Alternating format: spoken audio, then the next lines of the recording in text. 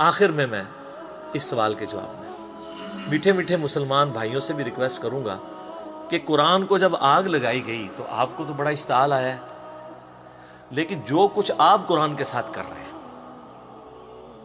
یہ کتاب زندگی تھی، کتاب ہدایت تھی، انہوں نے آگ لگائی ہے، آپ نے آگ لگائے بغیر اس کتاب کے اوپر پابندی لگا دی ہے، اسے جزدان میں لپیٹ کے سب سے اونچی جگہ پہ رکھا ہوا ہے جہاں سے کوئی غلطی سے بھی نہ اٹھا لے، اپنی بچیوں کی رخصتی کے لیے بچوں کو نیچے سے گزارنے اور پیپر دینے کے لیے بچوں کو جانے کا یہ ذریعہ بنایا ہوا ہے، اس سے زیادہ آپ قرآن کو اہمیت نہیں دیتے، تو شامت تو آپ کی بھی آنی ہے، قرآن کی بے حرمتی تو آپ نے بھی کی ہوئی ہے۔ وہ لوگ جو پوری زندگی قرآن کھول کے نہیں پڑھتے ترجمے کے ساتھ کہ اللہ نے ہم سے کیا ڈیمانڈ کی ہے، وہ لوگ مر جاتے ہیں تو ان کی میت پہ بیٹھ کے لوگ قرآن پڑھ رہے ہوتے ہیں ان کو ثواب پہنچانے کے لیے، تو کیا ثواب پہنچنا ہے ان کو خود ہی سمجھ لیں، جس نے خود اپنی زندگی میں اللہ کو سیریس نہیں لیا۔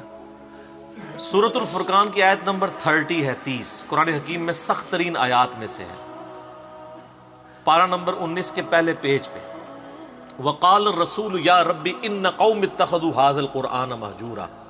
نبی صلی اللہ علیہ وآلہ وسلم شکایت کریں گے کہ اے اللہ میری امت نے قرآن کو پیٹھ کے پیچھے ڈال دیا تھا۔ ہمیں تو بتایا گیا نبی علیہ السلام شفاعت کریں گے، انشاءاللہ ضرور کریں گے، لیکن شکایت بھی تو لگائیں گے، اور جب شکایت لگے گی پھر شفاعت کی انٹینسٹی کیا رہ جائے گی، اس کو بھی سوچنے کی ضرورت ہے۔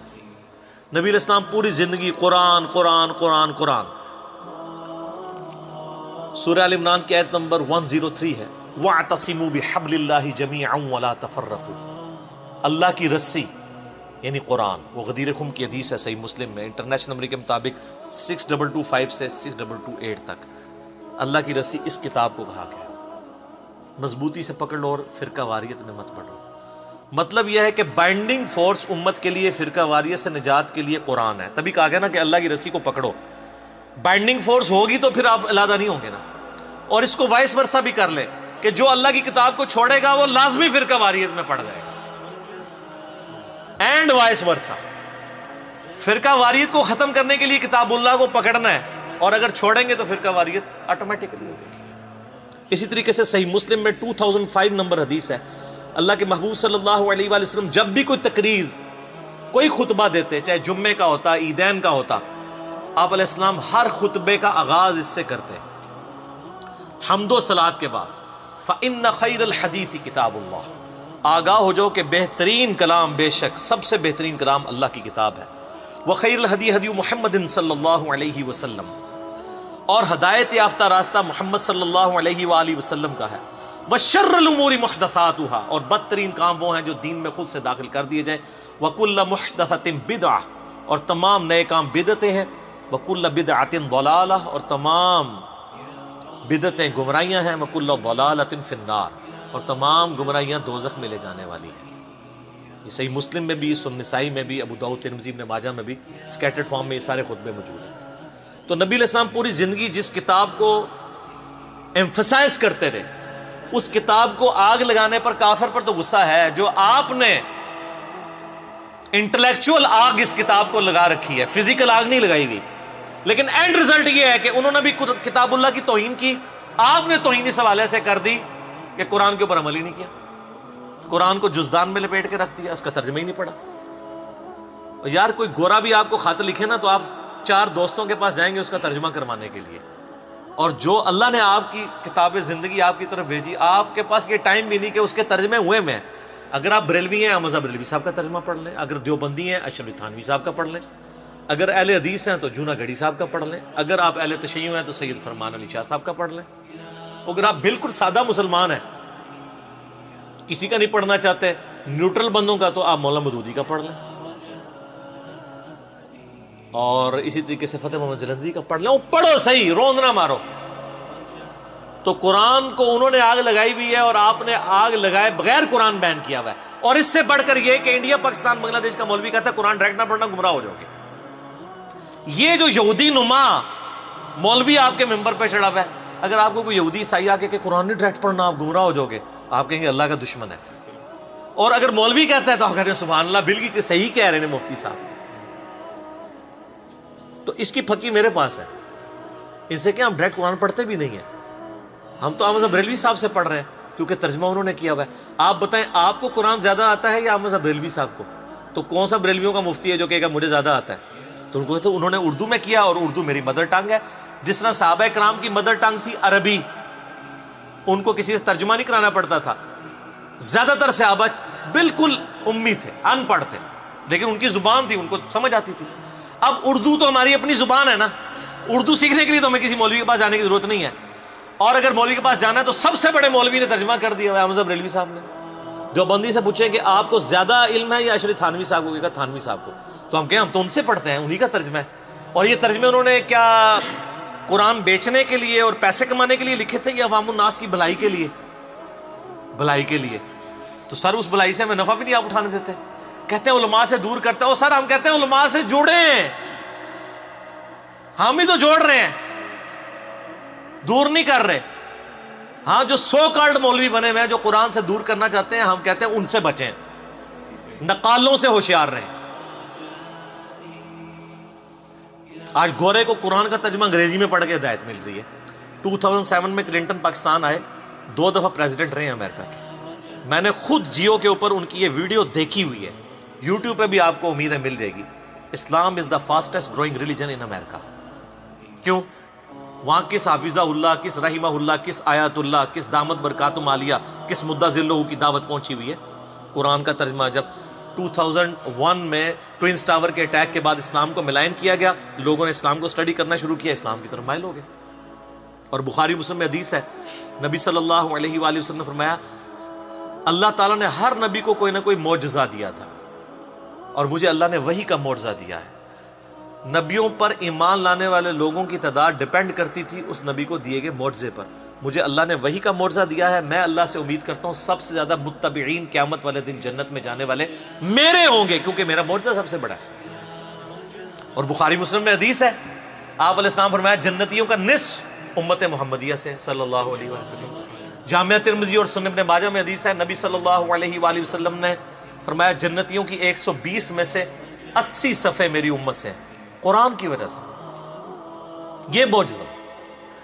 پھر صحیح مسلم میں جو 2950 نمبر حدیث ہے, حجۃ الوداع کی ڈیٹیلڈ حدیث, امام باقر علیہ السلام نے جابر بن عبداللہ سے جو روایت کی ہے, امام محمد باقر بن علی بن حسین بن علی, یعنی امام حسین کے پوتے تھے, امام جعفر کے والد. جابر بن عبداللہ سے وہ روایت کرتے ہیں. اس میں الفاظ ہیں, بڑی لمبی حدیث ہے, کہ حجۃ الوداع کے موقع پر نبی علیہ السلام نے فرمایا تھا میں تم میں وہ چیز چھوڑ کے جا رہا ہوں کہ جسے مضبوطی سے پکڑ لوگے تو میرے بعد کبھی بھی گمراہ نہیں ہوگے, وہ اللہ کی کتاب ہے. مسلم شریف میں صرف اللہ کی کتاب کا ذکر ہے. ہاں ایک حسن درجے کی روایت ہے, اس کو سپورٹو, وہ المستدرک الحاکم میں ہے. انٹرنیشنل نمبر کے مطابق 318 کتاب العلم چیپٹر میں, کہ میں اپنے باتوں میں 2 چیزیں چھوڑ کے جا رہا ہوں, ایک اللہ کی کتاب اور دوسری اس کے رسول کی سنت صلی اللہ علیہ وسلم. ان کو پکڑ لینا, کبھی بھی گمراہ نہیں ہوگا. اور ظاہر ہے سنت کو ماننا قرآن کو ماننا ہی, قرآن نہیں ہمیں سنت کی طرف ترغیب دلائی ہے نا. من یطع الرسول فقد اطاع اللہ, جس نے رسول اللہ کا حکم مانا گویا اس نے اللہ کا حکم مانا. قل ان کنتم تحبون اللہ فاتبعونی یحببکم اللہ, اگر تم اللہ سے محبت کرتے ہو تو پھر نبی علیہ السلام کی اتباع کرو, پھر اللہ بھی تم سے محبت کرے. تو حجۃ الوداع پہ بھی قرآن. پھر حجۃ الوداع کے بعد جو خطبہ غدیر خم کا, مدینہ شریف واپس آتے ہوئے خم نامی گاؤں میں آپ علیہ السلام نے خطبہ دیا. صحیح مسلم میں اوپر تلے 4 حدیث ہیں, 6225 سے 6228 تک. آپ علیہ السلام کے الفاظ ہی کنکلوڈنگ ہیں, اے لوگو آگاہ ہو جاؤ, میں بھی ایک انسان ہوں, قریب ہے کہ اللہ کا قاصد یعنی موت کا فرشتہ میرے پاس آئے اور میں اس کی دعوت قبول کر لوں. میں اپنے باتوں میں 2 بھاری چیزیں چھوڑ کے جا رہا ہوں. ان میں سے پہلی چیز اللہ کی کتاب ہے, اس میں ہدایت ہے, اس میں نور ہے. تم اللہ کی کتاب کو پکڑو, اپنا تعلق اس کتاب کے ساتھ مضبوط کرو. اللہ کی کتاب اللہ کی رسی ہے, جو اسے پکڑے گا ہدایت پر ہوگا, جو چھوڑ دے گا گمراہ ہو جائے گا.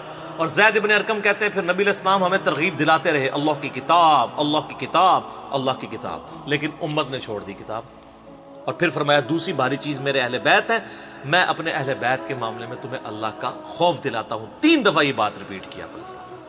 لیکن امت نے نہ قرآن کو پکڑا اور نہ اہل بیت کو چھوڑا, ساروں کو ذبح کر دیا, بالکل الٹ نصیحت پہ چلے. وہاں پہ بھی اللہ کی کتاب کو پکڑنے کا حکم تھا۔ پھر بخاری اور مسلم دونوں میں حدیث ہے نبی اسلام کے وفات والے چیپٹر میں عبداللہ ابن ابی اوفا سے کسی نے پوچھا کہ بتائیے کہ یہ وصیت کرنا کیوں ضروری ہے؟ کیا اللہ کے نبی علیہ السلام نے بھی وصیت کی تھی؟ انہوں نے کہا یہ وصیت کرنا اس لیے ضروری ہے کہ قرآن میں وصیت کا ذکر آیا ہے اور اللہ کے نبی علیہ السلام نے ہمیں قرآن پر چلتے رہنے کی وصیت کی تھی۔ یعنی وصی رسول کون ہے؟ کتاب اللہ۔ پھر صحیح مسلم میں حدیث ہے 1897، سیدنا عمر کہتے ہیں کہ میں نے نبی علیہ السلام سے خود سنا تھا کہ اللہ تعالیٰ اس کتاب کی وجہ سے لوگوں کو عروج دے گا اور اس کتاب کی وجہ سے ذلیل کرے گا۔ تو ڈاکٹر اقبال نے جواب شکوہ میں بھی کہا نا، وہ زمانے میں معزز تھے مسلمان ہو کر اور تم خوار ہوئے تارک قرآن ہو کر، یعنی تمہاری ذلت کا سبب جو ہے وہ قرآن حکیم کو چھوڑنا ہے۔ تو قرآن حکیم پہ تو اتنی زیادہ حدیثیں ختم نہیں ہوں گی۔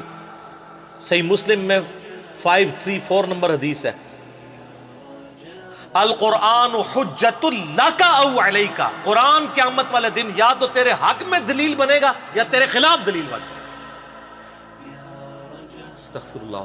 سر جب قرآن کسی کے خلاف دلیل بن گیا اس کے پاس کیا سہارا رہ جانا بچنے کا؟